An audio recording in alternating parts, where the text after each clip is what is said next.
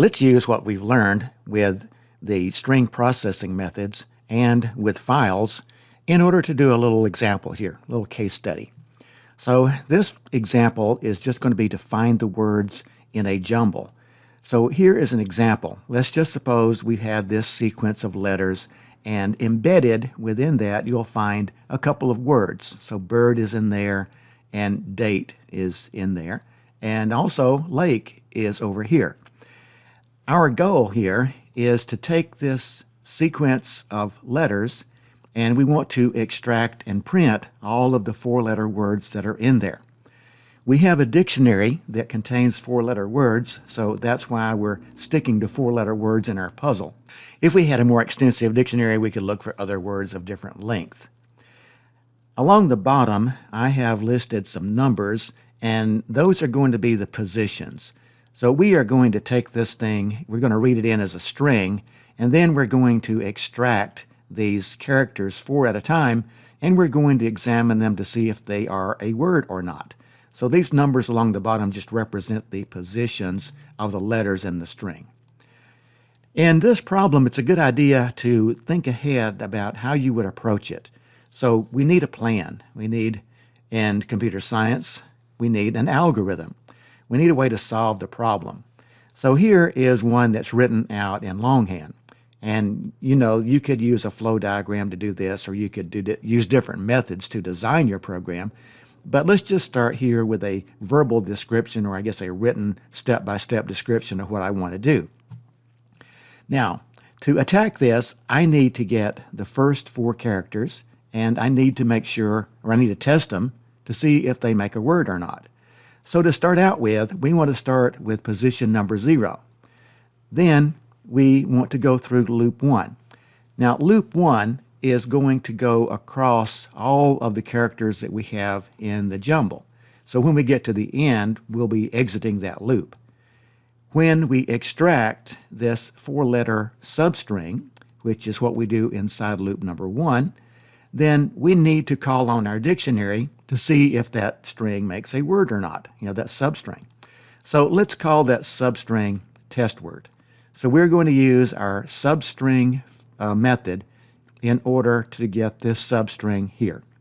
Then we're going to go into a loop, this loop that's in purple, and in that loop we'll read a word from the dictionary. And we'll just start from the beginning.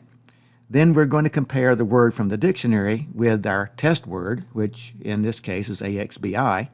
And if they are equal, then that means that we did find a word. All we have to do then is just print that word out to the screen, and then we'll exit the loop. Once we find the word, then there's no need to continue to look through the dictionary to see if the word is there. So when we find the word, we'll exit the loop. So this inner loop is just going to read the dictionary word by word, and it will compare it to our test word that we have pulled from the jumble. Then, after we've gone through the dictionary looking for the first substring, then we'll check to see, are there any more letters in the scramble? That is, have we moved all the way to the end? Okay, if we have not, if there are no more letters, then we will exit the loop. Now notice that we need to test E, X, X, Z, those last four. Once we test those, we're done. We don't need to test the 3 letters or the 2 letters or the 1 letter. Okay, so once we reach this position here where X is, then we can stop. We don't need to test any more words. Well, let's suppose that we do still have letters in the scramble. Then we need to reset the dictionary because we want to go back to the beginning of the dictionary and we'll want to use it for the second substring. We'll add 1 to the position, and then we'll go back up to the top of loop 1. All right, now at the top of loop 1, we're going to extract 4 characters. Now this time, we are going to start at position 1. So we get X, B, I, and R. So by moving position along, 1 at a time, we can extract the substring of the 4 letters, all of the 4-letter combinations as we go across from left to right. We don't want to skip 4 each time. If we did AXBI, then the next time, if we moved over here, then we'd miss bird. Okay, so we just want to add 1 to position each time. Now let's take a quick look at an example of our example here. So to begin with, we want to get the substring AXBI. So position 0, substring of 4. Well, that's not in the dictionary. So we'll add 1 to our position, and then we'll get the next substring. So now we will get XBIR. So positions 1 will do a substring of 4. Then we'll test that. Well, that's not in the dictionary either. Then we don't do anything. If it's not in the dictionary, we don't do anything. We just go on to our next group of 4 letters. Then position is 2. When we go through the loop and do a substring this time, loop 1, then we get 4 letters that make a word. Then we find it, right? This is in the dictionary. So we print out to the screen that the word bird, and then we're going to just keep going. Okay, so we keep getting the next group of 4. We'll test to see if it's a word. If it is, we print it. If not, we don't. So we continue all the way across. So we'll find date and print that out as a word. And as we move left to right, we'll pick up the word lake eventually, and that'll be the last one, and we'll print that out. So if we do our program properly, we'll get the words bird and date and lake out of this scramble. So that's the procedure. Now, how do we write the C++ code to make this happen? Well, that's our next step. So let's go write the program now. Well, let's begin with this program. All right, so this program uses the string processing operations to locate words that are hidden in a sequence of characters. We are going to need the dictionary, and I've put the dictionary into the C:/data folder on my Windows computer. We have declared some variables here, and here's the input stream for the dictionary, and we don't need an out stream. We're not making a file, so let's go ahead and delete that one. I have a variable called Scrabble that I'm going to use. We'll type in the scramble of letters, and then we'll save it in the variable Scrabble. If we're reading a word from the dictionary, then we're going to need that. And in addition to that, we're going to need our test word. So let's add another variable here, test_word, and let's set that equal to the null string to begin with. And let's fix the typos here. All right, so now we have that. We'll need a couple of other things too. If we're moving the position across, then we need the integer for position, and we'll just set that equal to 0 to begin with. And I'm going to use another variable here, which is a Boolean, and you'll see how that's used when we get there. And I'm going to call it found. So I'll use this, and if we find the word, then I am going to turn this value of found from false to true. So that starts out as false. Now, let's open up the dictionary. You know how to do that, and then we can test to make sure that it's open, and if we succeed, then we can proceed with the program. All right, so now we're going to use this dictionary to find any of the 4-letter words in the scramble. To begin with, we need to enter the scramble, so let's put the code in here to do that. So I'll paste that in. So let's prompt our user, and we'll print out to the screen to enter the word scramble in lowercase letters. All right, so we'll do that, and then we'll use cin, and we'll read that in. So we can type in any sequence of letters that we want to. Then we have this outer loop, and this is corresponds to loop 1 in my example. So we're going to loop over all the 4-letter groups that are in the scramble. So we want to start by getting the first 4 letters from the scramble. We're going to get that substring. Then we'll loop through the dictionary to see if we can find it. Okay, so let's paste the code in here to get started with that. So here's the code. All right, let's align this better. So now we're going to loop over the 4-letter groups in the scramble, and we'll begin by getting the 4 characters from the scramble. Okay, so let's take that space out. We're starting at position 0, so I'm going to reset that to 0 here. So that's kind of a duplication. We didn't have to do that since it was set to 0 up there, but it doesn't hurt. Okay, now how do we do the while loop? This is going to be the while loop that extracts the substring of 4 characters.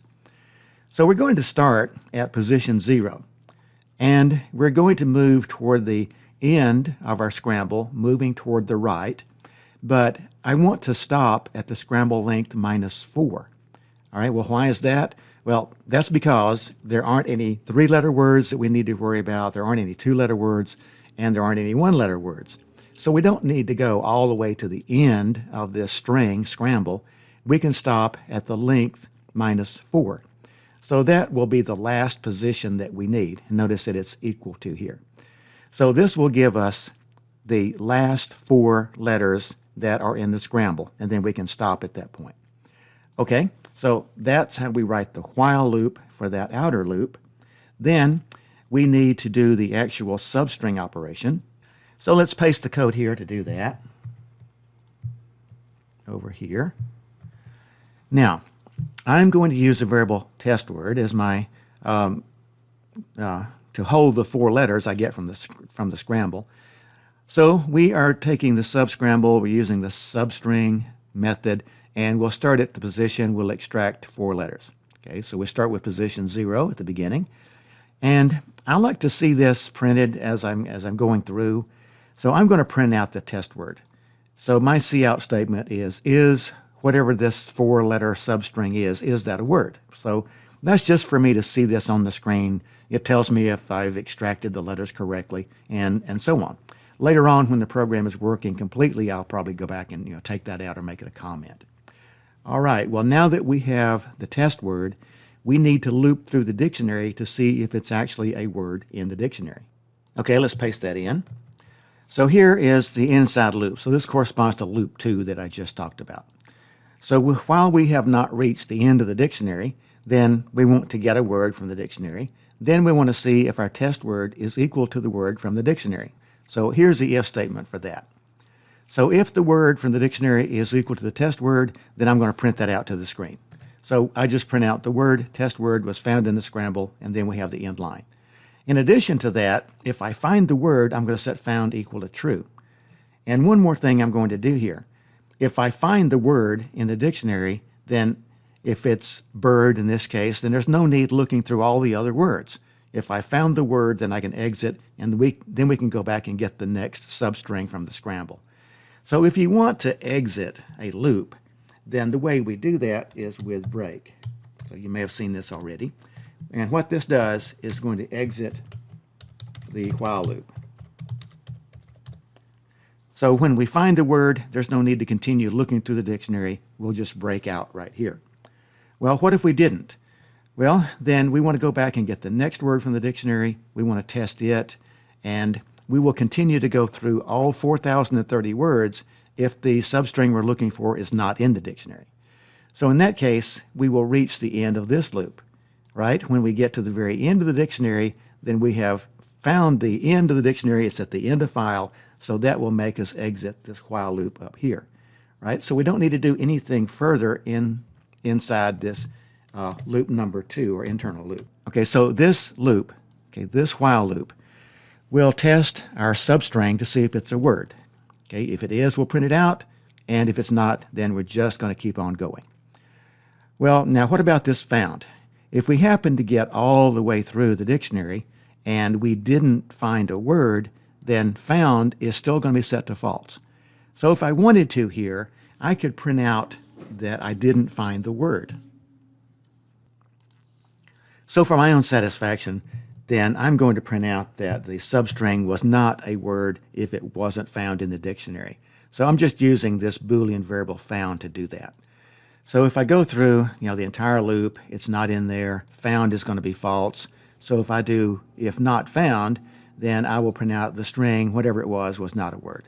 All right, so you can leave that out if you want to. It doesn't really add anything here except to let us know that it didn't find it. That lets us know the program's working correctly. So that then, now we are outside of this loop. We've finished with the first substring. Then we're ready to go get the next substring. After we have processed one of the substrings, then we need to go back up and get the next 4-letter substring. Before we do that, though, we need to prepare the dictionary to go through a second time. So we need to reset the dictionary, and we also need to reset our Boolean variable found down here. So let's get the code for that. So let's paste the code in. And before we go back to the top of the outer loop, we'll reset everything for the next substring from the scramble. So we use these 2 lines to reset the dictionary. You've seen seek G already. And we need to move position along. Position was 0 the first time through, So now we need to move it to position number 1 to get the next substring. So we increment position there, and I'm going to reset my found Boolean variable back to false. And that's it. That's all we need to do. So this will be the end of our outer loop.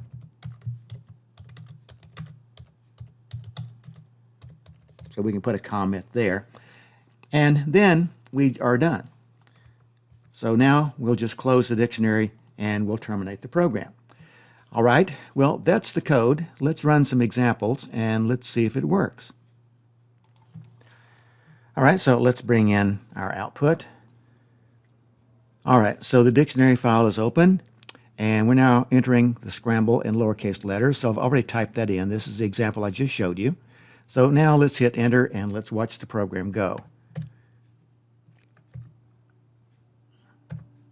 All right, so now there's quite a bit of output to the screen, so let's go through it. It does kind of trace out exactly what's going on. So the first word we're testing, first substring is AXBI, so you see that comes from here, and I print out that it's not a word. Then we move on, XBIR. Well, that comes from right there, okay, positions 1, 2, 3, and 4. Okay, well, that's not a word either. Then we move on, and we get the next 4, which is bird. Is bird a word? And yeah, we print that out. So the word bird was found in the Scrabble.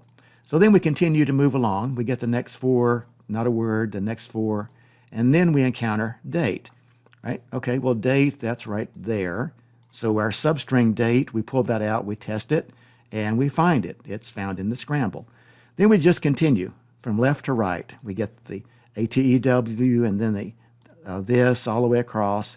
And then finally, at the end, we get, we run across lake. Okay, so lake is over here.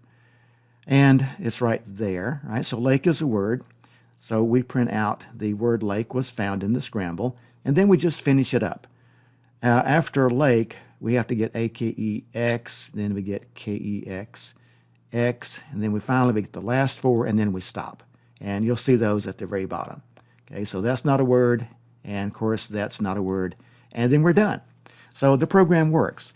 Now let's clean this up a little bit. If we only want to see the words that are correct, then let's take out this other cout statement that prints out when they're not words. This is really useful when you're debugging though, and you can trace it and you can see how the program is moving from left to right, one character at a time. Okay, let's edit this a little bit. All right, so here's the code. And if it's not found, I was printing this out. All right, so I could take this out or I could just make it a comment. So it's common in programming just to comment out things like that because, you know, in the future you might want to edit this program and you might need that debug statement in there. So now I'm not going to get those extra statements. So let's compile and run the program again. So here's the output, and I'll start the program. And I guess I should have taken out that other cout statement too. But this time we have much less output on the screen, and we do print out the words that we found in the Scrabble. All right, so now let's do one more, and I'll type in a different Scrabble, and I'll take out the cout statement that does that output.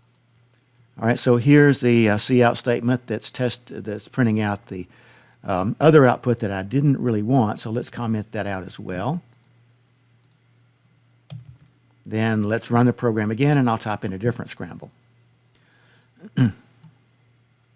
Okay, now let's run the program. Now we have the output, so let's type in a different Scrabble. So let's see, THBWTAKE is a word. Let's put that in there. JKMADE, made, and just a couple of other letters here, OPEN. How about that? That's a word. And then we'll just end with WQ. Okay, so you can type in anything you want. And now the output is much neater on the screen. So our program found the word take, made, and open.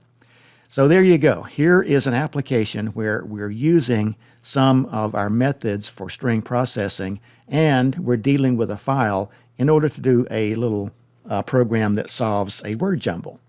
All right, so I hope you enjoyed that example. We will stop the program here.